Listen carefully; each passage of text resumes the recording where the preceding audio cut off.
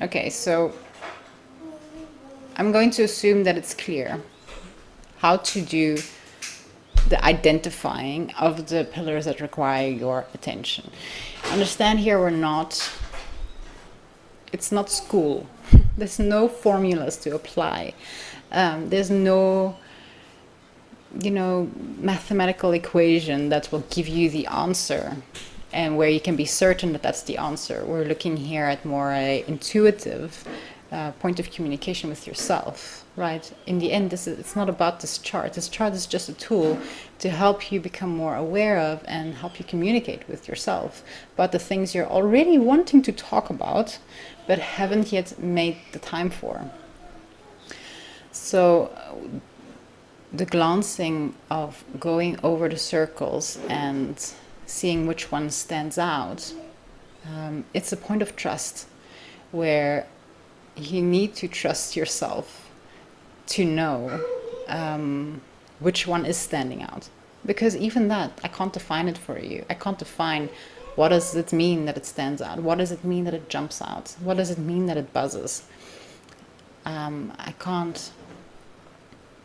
can't really define that, like this is how it feels or this is what it looks like, because it's also personal to each one. So I can give you more examples of what I've experienced. So one would be where it literally jumps out at me, where for instance the first circle that I see is social, and then it's like, okay, that's really immediately grabbing my attention. So that's one way. The other way that I've already talked about is where you glance over it and there's one that's just like you feel a buzzing inside you. It's like a slight movement or wavering, goes like this, shh, shh. And you can't really explain it. There's no words. It's just this very slight movement and experience where you kind of, it's like the pillar isn't standing stable. It's what's that word? Not shaking, but quivering. Yeah, quivering. Like it's doing this. So it's not stable. It's not clear. There's something there to look at. Another one is that you might deliberately skip over it, where it's like you give every circle a moment, and then it's like spiritual, and you just like skip it. Like you pretend like it's okay. Like you kind of don't even give it the time of day. If you got that experience, for sure, there's something to look at, because you're trying really hard not to see it. So there's probably something there where you feel extremely disempowered towards, where you believe that you do not have the ability to work with it, to see it for what it is, and to do something about it. But that's okay, One, you probably do have that ability. Second, if you really don't know what to do or feel like you don't, then there's probably other people who have experience, who have had success, who have created solutions. So it's okay if you don't know. It's okay if there's a part of you that you absolutely don't understand. If there's a problem in your life that you completely don't know what to do with, that's okay. Acknowledge it. Start there. Start by acknowledging it. That's the first step to be able to actually empower yourself in relation to it. All right. Those are the ones that are coming up at the moment. So if you've got any questions about that, just put it in the comments and I'll expand on it or add more information in the comments, or I can do another video about it. All right. Then so once you've got like, you can like tick the pillars, because it might be more than one, of course. The other day I was in such an emotional experience where I felt like nothing is working and everything is wrong, and I felt so like frustrated. And it's like those moments where there's anything that even happened in your day, but it's like as you go through your day, you get just more and more frustrated, more and more annoyed, and it's just like, Argh. And I tried to write, and it just felt like, like my whole life came up. not my past, but in terms of like everything that's part of my life currently, like this is wrong and that's not working and this isn't moving and that's not flowing and I'm failing at this and I'm failing at that. So it was a lot. And the way it came up is like everything's wrong and there's nothing I can do about it and nothing works. And it's like even writing that out, I felt like it was so useless to even try. And then from the corner of my eye, I had this chart laying on my desk. I had already printed it, so I had it printed, empty on my desk. And I look at this and I'm like, let me just use that. And I had something for every single one of these pillars coming up. So, it is so easy for us to ignore issues, to, turn a blind eye. Or, sometimes you go through moments in life where something is just demanding so much of your attention where even if you wanted to, pay attention to other things and direct other things, like you can't. You have to, like you've got a deadline, or you've got an exam coming up, or your child's going through something, or it can be so many things where like all of your attention, all your focus is just sucked into this one thing that just is priority, and everything else that is also still happening kind of like has to wait, is on hold. So if you've gone through a time in your life like that, then it's an excellent idea. It's a perfect time, once you're past the storm, to use this chart and really go like, okay, let's just look and kind of take stock, check where I'm at with all of these things and start paying more attention to all of me and my whole life, and like let everything start flowing again. Because the thing is, we tend to go all or nothing, right? It's like either we pretend like nothing is a problem, it's all fine, whatever, I can handle this, I can just keep going, or we start kind of like become aware on the back of our minds that shit, there is actually a lot that needs attention, and then we go into like everything's wrong, everything's a mess, there's nothing I can do about it, nothing's going well. So with that, what this chart supported me in that, what this chart supported me to see in that moment is that, yes, there might be a lot going on, but still, it's not everything, It's very specific individual points, which, with using the chart, I was able to just quickly jot down. And as I saw the problems, immediately pushed myself to look at, okay, solution, direct this right here, right now. So, yeah, when it comes to, basically what I wanted to say is that there can be more than one pillar that jumps out. There might be more pillars that require attention. So as you glance over it, or whichever method you use, be open to that it might not just be one, it might be 2 or 3 or 4 or 8. So just like take the ones that stand out, and then where to like further look at and what to further open up. Okay, so once you've got your pillars identified, the ones that are buzzing or standing out, then you want to look at why. What's been going on there? What have I been ignoring? What's been eating at me? What did I experience that I didn't really resolve? And then you write it down. And it doesn't have to be much. It's really just, you're just creating an overview. You're just making that very first step of just acknowledging, like, okay, physically I've been feeling drained. That's all you need to do. You don't have to start figuring out this or that, or why, or do research about it right away. It's just like, for a moment right now, just write down, I've been feeling drained. That's it. And then solution, that's also a point where you would have to practice that trust and that communication with yourself, and trust that that's what's happening, that you are communicating with yourself, that you are asking yourself a question, and that you actually have the ability to answer these questions. So when you look at, what is a solution, you don't have to look at the be-all, end-all solution to totally and completely resolve this problem. when you look at solution, you're asking yourself like, okay, what is something I can do? What is something I can test? What is something I can try? Or what is the first step I can make towards resolving this? So say you've been feeling physically drained, you can ask yourself, well, what can I do about this? And, what might come up is that, well, I haven't really been eating all so well. I've been snacking a lot, just been having quick dinners at irregular times. So, okay, something I can do immediately is to just reestablish a more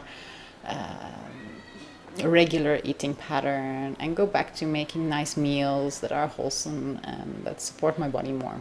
There. It's one thing you can do. Start moving on it. Do something to start supporting yourself in, attempting to resolve the problem you're experiencing. And, it's the same essential process you would walk for all of these circles. And again, it's not that you have to immediately find the perfect solution.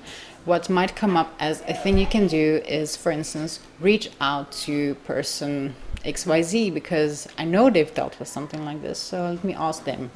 No, you don't have to know what the answer is. You don't have to understand the problem right away. But you ask yourself, like, what can I do about this? What's the first step? And, and then obviously afterwards you want to follow through and implement it and, live it and test it so you can see how your body responds, how your mind responds, how your relationships respond. And you might have to later try something else or do something else. But the main thing is to not leave things be, to not sweep them under the rug, to not keep ignoring them, to not keep acting like everything is fine when we know everything is not fine. If everything was fine for everyone all the time, then the world would not be what it is today. And considering the way the world is today, there's no way everyone is fine. Okay, so let's all just start by being honest about that we all need these check-ins, from time to time. And for some, it might come natural to do this, and for others, really not. And that's okay. It's okay to have to learn to do this. So, I'm hoping this is one tool that can help you do that.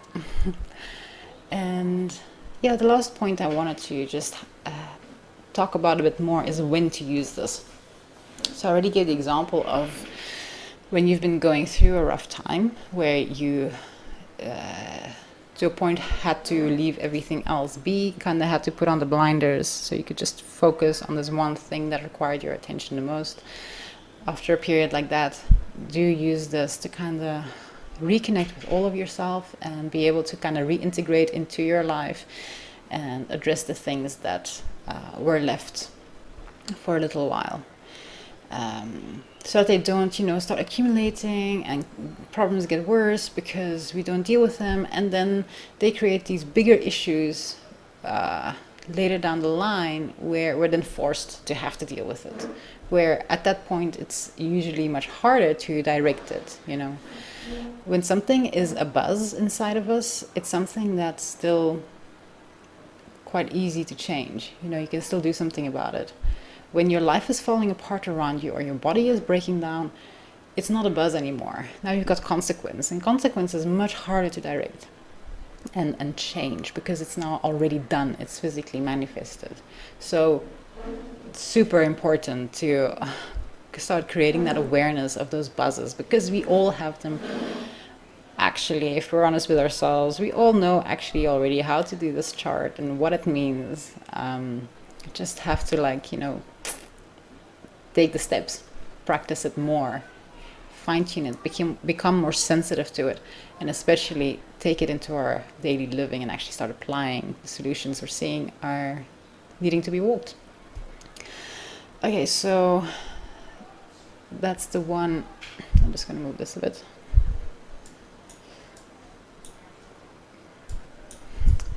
So it's the one scenario of you've been through a rough time and you just need to reconnect with yourself and the whole of you. Another scenario can be when nothing is wrong. You know, nothing seems to really be wrong. Your life is going pretty good. You don't have any real complaints, but you know, it's always possible for things to pass by us, or we filter them out, and not because we're deliberately trying to do it. It just, it's almost automated. So that's another way where you can actually deliberately say, like, once a week, you can set a time for it, like once a week or once a day. Maybe not once a day, it might overwhelm you too much. Maybe do it once a week or once every few days. Just look at it, look at this chart, and just see, like, is anything actually buzzing where I might not be aware of it throughout my day, but if I take that moment, if I create a moment to actually look at it and just slow down enough, oh, okay, wait, there is something there. Oh, right, I had, for instance, a social circle comes up, like, right, I had that moment with this person, and I was kind of reacting to what they were saying, but I didn't, like, ask about it, so I kind of just left it, and now, that's coming up again, like, something that's not clear in my relationship with her. So I want to look at this. Okay, so simple way you can use it. So it doesn't have to be when your life is like up in shambles or when you've gone through something traumatic. It can be when everything is going absolutely seemingly fine in your day. Then you can use it. What else? It can be when you feel like something is off, but you just can't put your finger on it. Sometimes you get those experiences like you're in a, it's not like again, it's like not like anything is particularly wrong or bad, but it's just like something is just really bugging you, or you're in a mood and you don't know why, and something's bugging you. So, and you can again use this chart so you're able to actually identify and specify what it is, because sometimes what we do is, like, say there's a problem with our bodies,